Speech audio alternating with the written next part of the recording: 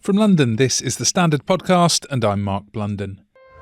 Coming up, London's IRL boom in digital immersive art. But first, rising tensions in the Middle East are adding to new global economic uncertainties. The pound, while recovering slightly on Friday, remained bound for its worst week in more than a year as oil heads for the biggest weekly price increase since 2023. It came as Israel intensified strikes on Lebanon following Iran's missile barrage and ongoing Hezbollah rocket attacks. So how can we gauge the global and domestic economic impact? The Standard Podcast asked Dr James Meadway, an economist at the Progressive Economy Forum.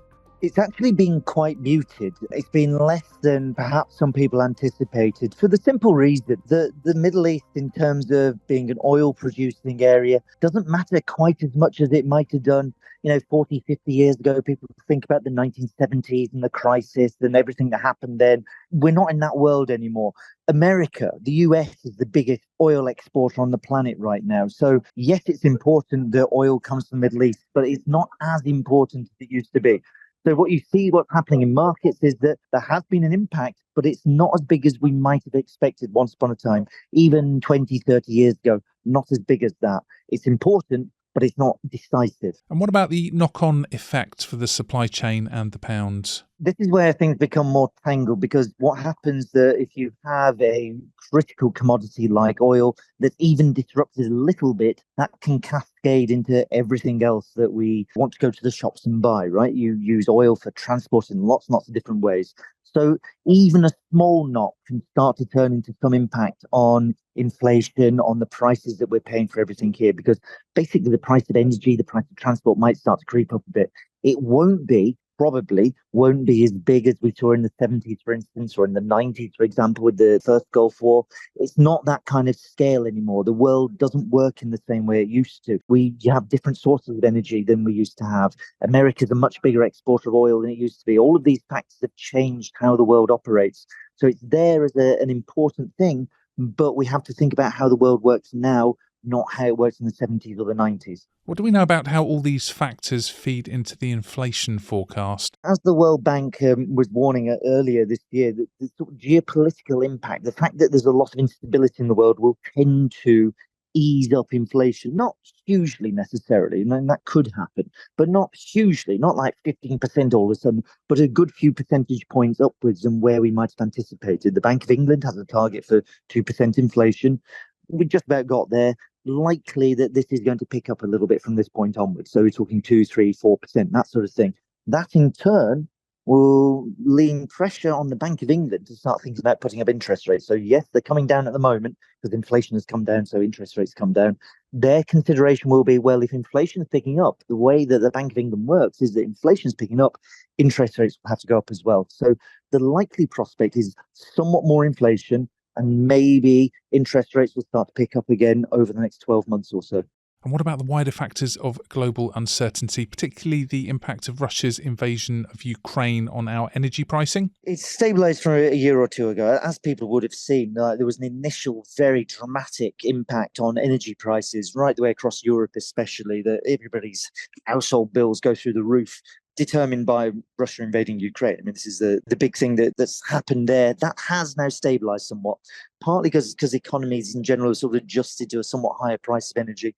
Also, the shock to energy supply is less dramatic than it was a few years ago. So that has eased off somewhat. And that's a major factor in bringing down inflation over the last 6, 12 months or so in this country and elsewhere in Europe. What we don't know is what's going to happen next in terms of Russia and Ukraine in particular, and how the war is going to go, and whether this will introduce further shocks in the future. It's this deep uncertainty, this instability that's sort of sitting in the world right now that is introducing something that we've not really known for a long period of time, actually. If you're sitting in Britain, this kind of instability is kind of unfamiliar to all of us, but nonetheless, it's now a real factor. If you start to think about what's going to happen over the next 12 months, where a price is going to go, if you look at the IMF and the World Bank, these warnings about that kind of instability can turn into higher inflation in the future. The problem we have is that it's extremely uncertain. It's very, very hard to sit here and go, okay, here's a definite forecast what will happen.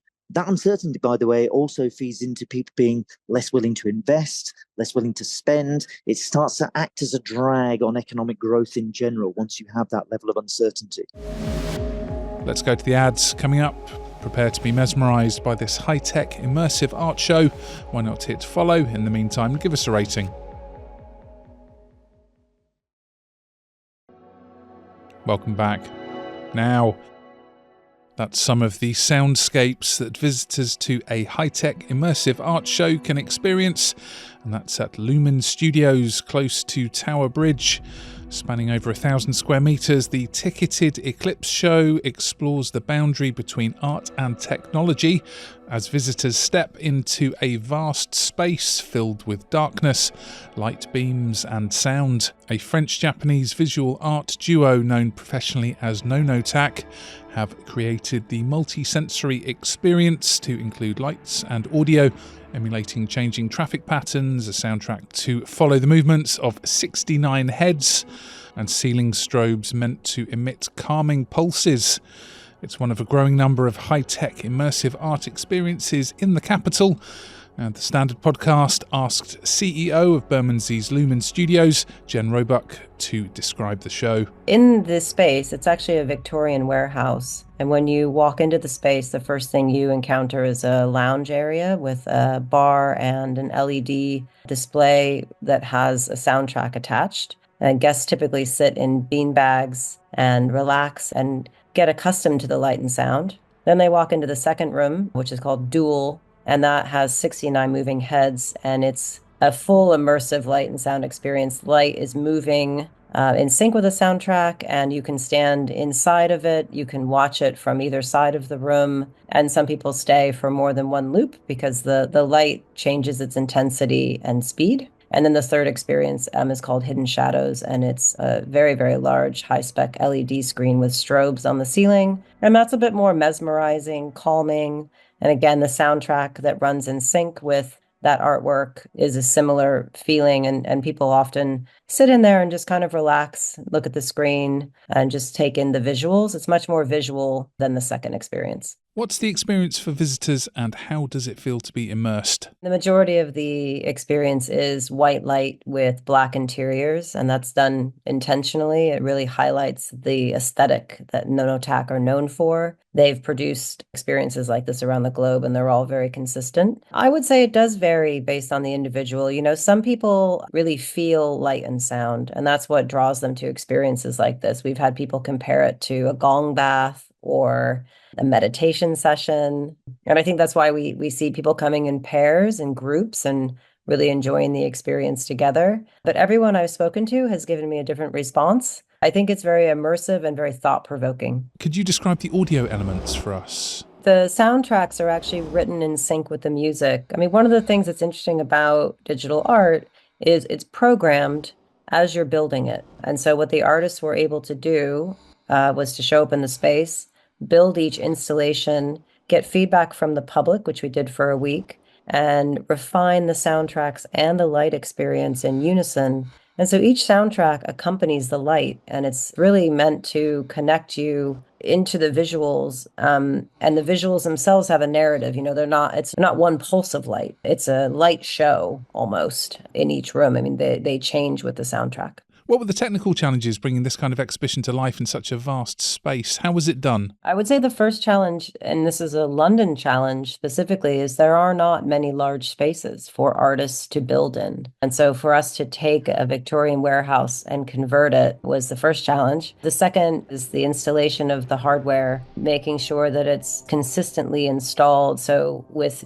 the second installation called Dual, that's in about a 4,000 square foot room. You need to assemble the lights correctly. They need to be perfectly positioned to create the patterns. You know, we're dealing with a lot of physical, metal and hardware you have weight, you have electricity usage, you have speaker installations. The whole venue has spatial sound throughout. And so the positioning of the speakers are very important. And I think, the journey itself, so how you take somebody on a journey from a very gradual light experience to a very intense experience at the end was something that we gave a lot of thought to. And that has a technical implication as well. What's your view on the demand for IRL experiences in the digital, glued to the smartphone post-COVID age? I think demand is immense. I think we're on the cusp of this being the next big thing. Immersion generally is growing. I think it's about 40% year on year. That was the latest stat that I looked at. Immersive art is new, but as you've highlighted, people are feeling more and more detached because they spend too much time in their homes, on their laptops,